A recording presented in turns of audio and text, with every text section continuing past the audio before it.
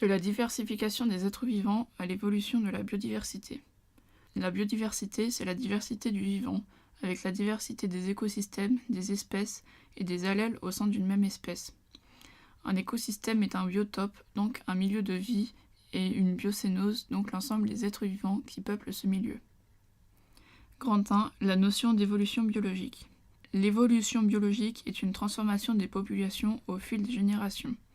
Une population est un ensemble de congénères, individus de même espèce, qui vivent dans une même zone géographique. Petit 1. La dérive génétique.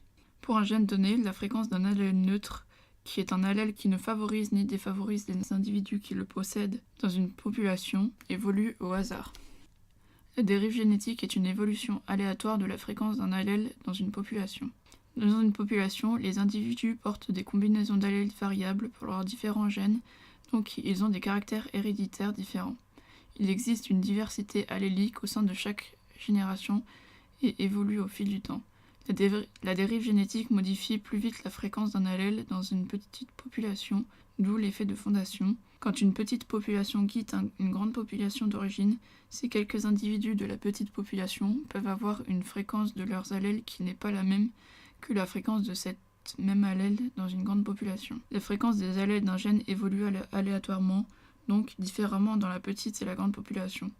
Parfois, cela va jusqu'à faire apparaître deux espèces distinctes, exemple les moustiques du métro de Londres. Dans une population, s'il n'y avait jamais de mutation dans les gènes, la dérive génétique aboutirait toujours à une uniformité génétique, tous les individus porteurs du même allèle, après un nombre plus ou moins grand de générations.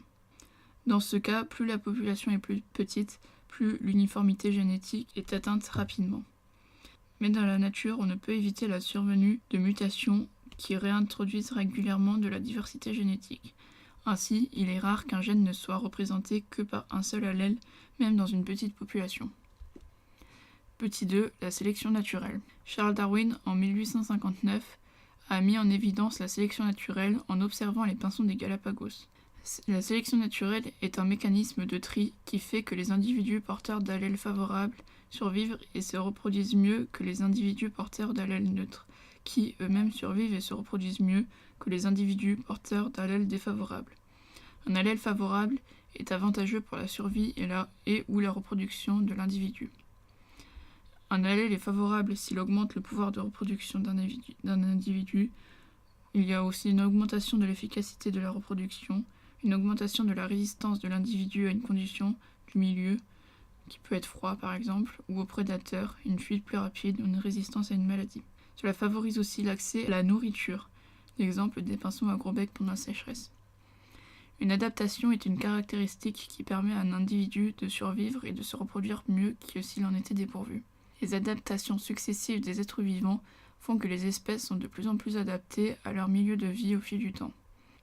Bilan, une population d'origine donne une population finale, et cette population finale est génétiquement différente de la population d'origine. Grand 2. La notion d'espèce. Petit 1. Définition.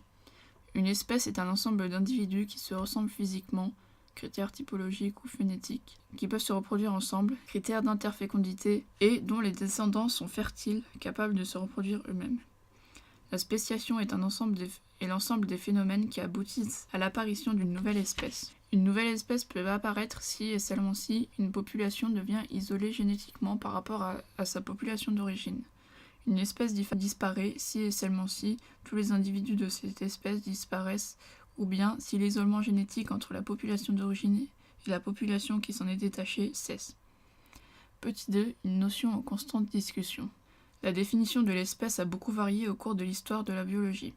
Avant Darwin, on pensait que l'espèce était un groupe permanent et stable dans le temps, où la variabilité entre individus relevait plutôt de l'anomalie. Aujourd'hui, on sait que l'espèce est un groupe en évolution constante et permanente, pour lequel une définition adaptée à tous les cas observables est difficile à donner, mais qui reste une notion nécessaire pour étudier les êtres vivants, même s'il existe beaucoup de cas difficiles à classer. Parfois, les êtres vivants se ressemblent sans qu'il y ait de parenté directe entre eux, tandis que d'autres fois, des êtres vivants sont parents sans qu'il y ait de ressemblance. Par exemple, dans certaines espèces, le mâle et la femelle sont très différents morphologiquement. On appelle cela le dimorphisme sexuel. Il y a aussi l'interfécondité pour deux espèces différentes, mais parfois les individus sont interféconds, mais ne se rencontrent jamais. Bilan, l'évolution biologique crée une diversité des espèces à partir d'une espèce origine, c'est-à-dire d'un ancêtre commun.